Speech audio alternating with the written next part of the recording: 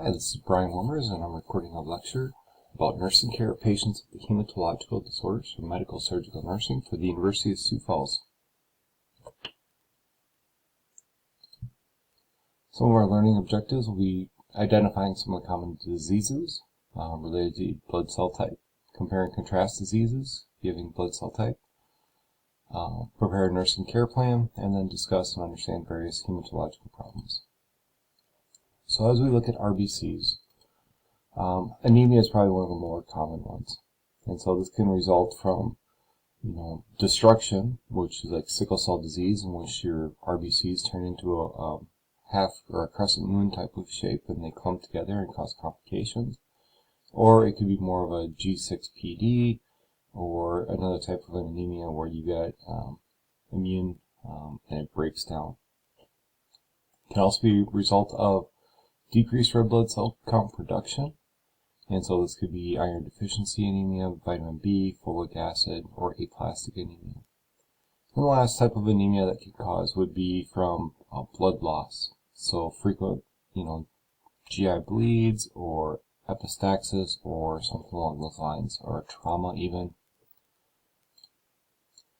So sickle cell disease would be, this is a genetic disease that this is passed down from generation to generation. So we want to get a good history on them, see if their family has ever had this before, see if they've ever had a crisis before. And so what that's going to look like is that they often will have anemia, some vaso-occlusion or thrombi, and then some joint pain often occurs with this. So psychologically this can be really hard. This is something that, can be treated a little bit. If it flares up and acts up, I have heard some patients having, having treatment to decrease their bone marrow counts and then have bone marrow transplants and trying to treat it that way. Otherwise, oftentimes it's supportive care where if they have a crisis, then they go in for hydration, pain management, and oxygen.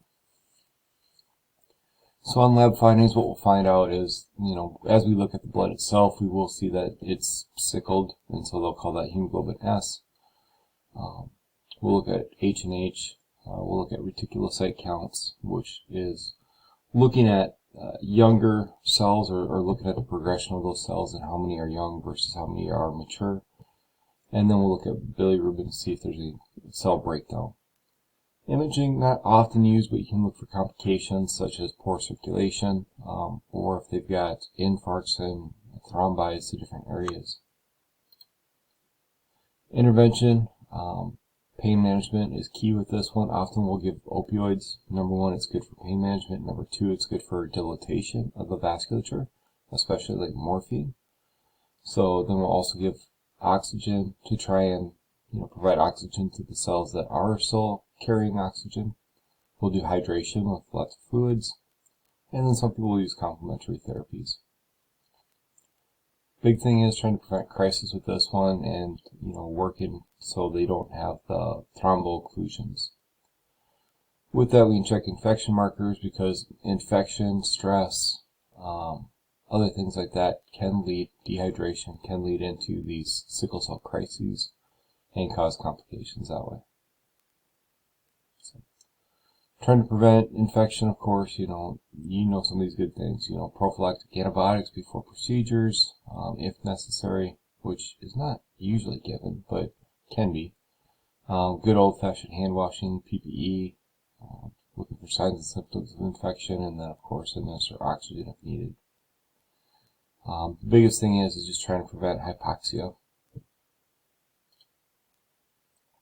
So other anemias, so iron deficiency anemia, we talked about that a little bit before, but poor absorption of iron in the diet can cause weakness, hypoxia, tachycardia, tachypnea, and pallor. So like all these anemias are going to cause these, and you're going to hear that time and time again. Treatment, so oral intake of iron or parenteral if severe. Vitamin B12, often related to diet, so lacking vitamin B12.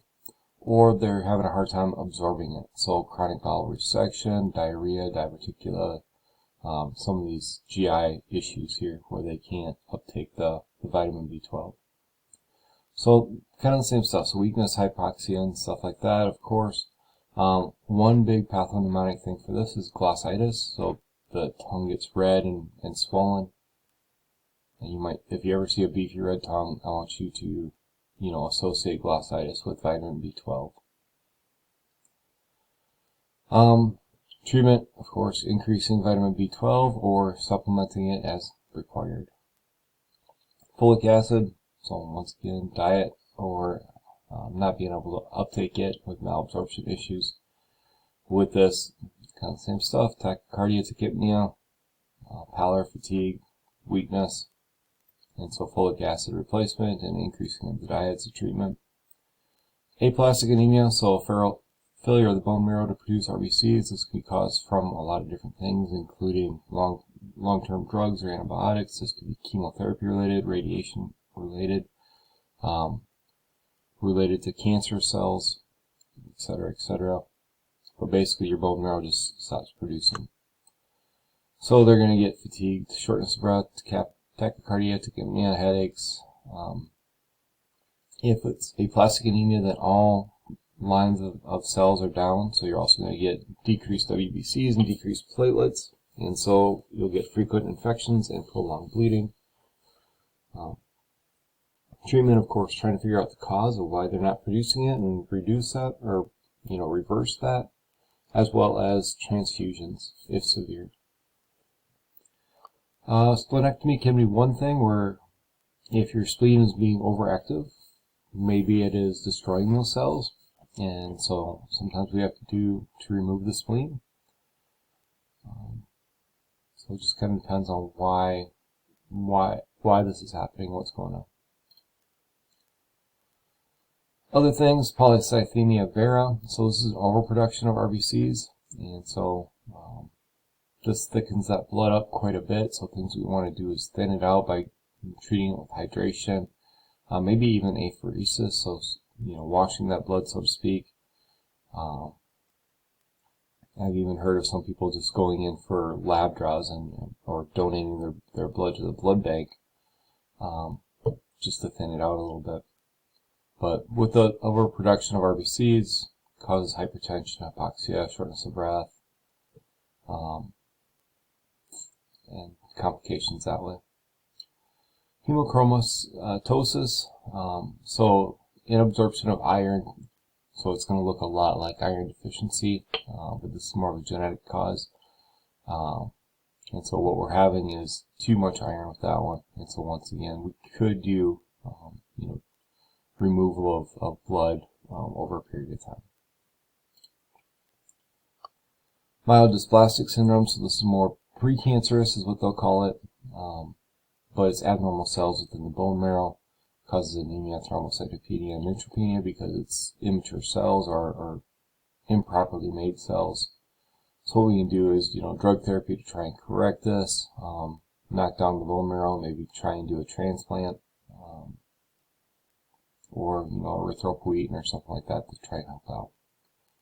G6PD, we talked about that before, but it's a G deficiency here, and it causes the cells to lyse. So then, of course, you've got pallor, fatigue, dark urine because of all the hemoglobin that's going through and being destroyed. Shortness of breath, enlarged spleen because of the spleen's filtering all these things out. One main thing with this that you'll see is that there's a smear for Heinz bodies, so that could be a major indicator for G6PD. And the treatment would be diet and blood transfusions. As we move on to white blood cells, leukemia is a cancer in which you have uncontrolled production of WBCs leading to an overgrowth of immature cells. So there's a couple of bad things that happen with this. Like I said, it's overgrowth of immature cells, and it's usually not subtle. It's usually, if your normal is 5 to 15, on your lab results you're seeing like 120 or higher sometimes. And so they're immature cells oftentimes that are going out, so they don't really do their function of what they're supposed to do, as well as your body focuses on making these and is not making the RBCs or the platelets, and so you're going to get problems that way. So you can see 4 different types, so AML, ALL, CML, CLL. Risk factors, so radiation exposure, illnesses, bleeding episodes, issues related to weakness and fatigue, and Down syndrome. So on physical assessment, you might get some anemia, infections, so related to that, skin changes related to poor circulation with your anemia, as well as maybe blood clotting and things like that, and bruising, intestinal changes from bleeding and fatigue, CNS changes, headaches, seizures, even coma if you've got bleeding issues, swollen lymph glands. So psychosocial, how's this impacting their life, and work with that. Lab findings, of course, of H&H and looking at those counts, as well as platelets and WBCs. Look at clotting factors, and gold standard is doing a bone marrow biopsy to look at those cells and what's going on within that bone marrow. Intervention, so prevent infections both from that patient or from other patients. Drug therapy, so lots of different drugs we can use with this one, and so we won't go into specifics of that, but oftentimes we want to achieve remission with this and get those counts back to normal. Oftentimes we can get them down really, really low, and then that's, going into consolidation period. At this time, we might do stem cell transplants when all their counts are low to try and get them back up and trying to foster healthy cells, and then going into a maintenance phase. We do want to try and minimize injuries by minimizing bleeding and infection during this time. Malignant lymphomas, so these are abnormal growth of lymphatic tissues, and that causes tumors in the spleen and in the nodes. So signs and symptoms, swollen lymph nodes, fevers, night sweats, weight loss. A couple of different types of this, so Hodgkin's versus non-Hodgkin's, and they're going to look very similar, but one big difference is the Reed-Sternberg cell, so that when they do pathology on this, you will see that this might come up. Hodgkin's is a little bit better, generally speaking, with better outcomes than non-Hodgkin's, because it's a little bit more standardized, or not necessarily standardized, but the cells are a little bit closer to your normal cells, where this tends to be a little bit more malignant. Multiple myeloma, so overgrowth of B lymphocytes, so related to excess cytokines and cancer cell growth with this one, and then of course it's hard on kidneys and vessels. So like I said, Hodgkin's, related to painless lymph nodes, might be symptomless except for that. Staging is just depending on how far it's spread, but we'll do a workup with this one to see where it's all at, and what's going on. Treatment, radiation, and chemotherapy, generally speaking, and then of course supportive cares. So very similar to Hodgkin's, but it just tends to be a little bit less, it's more aggressive, it tends to be more malignant. And so, same thing, chemotherapy, radiation, giving antibodies for this, and then some stem cell transplants if needed. Multiple myeloma might have high protein levels, but otherwise may be asymptomatic, but you're going to have fatigue, anemia, bone pain. Bone pain even can go into pathological fractures, recurrent infections with this, and kidney dysfunction. You're going to see that they've got, greater than normal lymphocyte counts. You're going to see protein, and you're going to have some bone lesions with this. Intervention, so protease inhibitors, proteasome inhibitors, I should say, immunomodulating drugs, manage side effects, supportive care, treat any bone disease that they have, and then surgery and chemotherapy. Coagulation, so we're talking about platelets with this one. So this could be, limited production or difficulty aggregating within DIC. This can be an autoimmune, or they'll call it idiopathic thrombocytopenia purpura. So platelets aren't working, and you get bruises and purpura from this. Oftentimes this is related to an antibody, and so their own body is destroying these cells. This often occurs a week after upper respiratory illness or some kind of a infection. And so the thought is that there's an antibody that gets placed on the platelets, and then your body destroys those platelets because of the antigen related to a prior infection. TTP, so thrombotic thrombocytopenic purpura. So this is kind of like your DIC. Your platelets clump together in different spots, and so it's non-effective. So you get clots in one area of the body, and you get lack of platelets in another area of the body, and this one's really tough to treat because if you go too aggressive and you give platelets, or you're too aggressive that way, you lead into thrombi and into clotting disorders. And if you're not aggressive enough, then you can lead into bleeding in different areas. So realize that this is not much fun to treat, and so you got to make sure that they get good perfusion to all other areas, but balance that out with not bleeding out. Hemophilia, so this is a blood clotting disorder. A couple of different types. It depends on the clotting factor that's involved. If it's factor 8, it's most common, and that's type A, and that's about 80% of hemophilia. There is factor 9, which is B, but that's about 15%. But what happens with this one is that it's impacting on your clotting tree of this, and so within that you're having prolonged bleeding times. So just realize that, some people mistaken like patients just gushing out high pressure blood and stuff like that, and that's not what happens. It's just they don't have a clot, and so it takes them longer to stop bleeding if they start bleeding. Treatment, supportive care, and then possibly infusing clotting factor depending on what's going on. Can get heparin-induced thrombocytopenia, so this could either be related to too much heparin, otherwise sometimes you can get an immune response related to the heparin, and that destroys some of those platelets. Transfusion therapy, so within this you're going to follow your blood product administration procedures. So we're talking pre-transfusion at this point. We'll get a provider order for this one, obtain consent from the patient, get the blood, do a type and screen, gather the supplies, identify patient and the correct transfusion product, and examine the product, make sure it's good quality and nothing's going on with it. During transfusion, you're going to explain the procedure to the patient really well, once again. Assess vital signs before your infusion, start your infusion, and then ramp up per protocols. This is one that I've commonly seen. Every 15, vital signs every 15 for the first hour, every 30 minutes next hour, and then hourly afterwards. And usually you want that blood product in within 4 hours. Watch for adverse reactions, and we'll talk about that shortly. Types of transfusion: PRBCs, so packed red blood cells, platelets, FFP, and granulocytes. You can also give autologous blood. They've done this like prior to orthopedic surgeries or something like that, where a patient donates their own blood, knowing that they could have bleeding in surgery, and so that they will receive their own blood later on.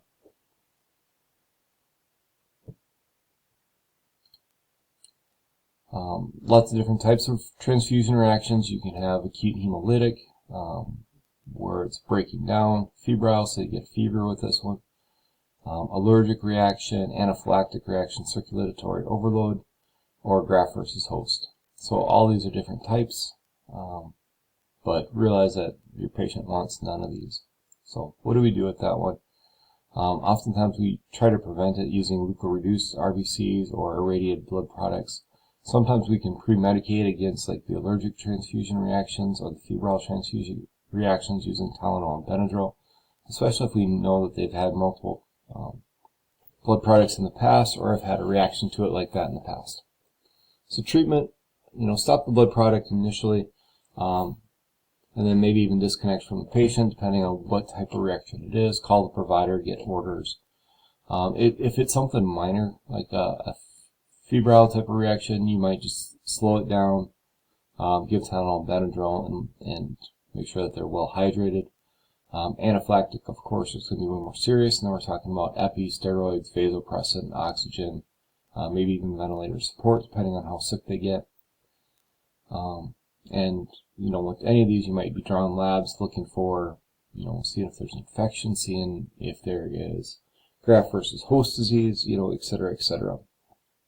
So So call the provider and see what they want to do with this. And then also you'll probably contact the blood bank and let them know they might want that blood product back for testing, so make sure you don't just throw it. But realize that something's gone on with this one and they might want to do further testing on it. So that concludes this lecture on hemolytic disorders. If you have any questions, please contact me.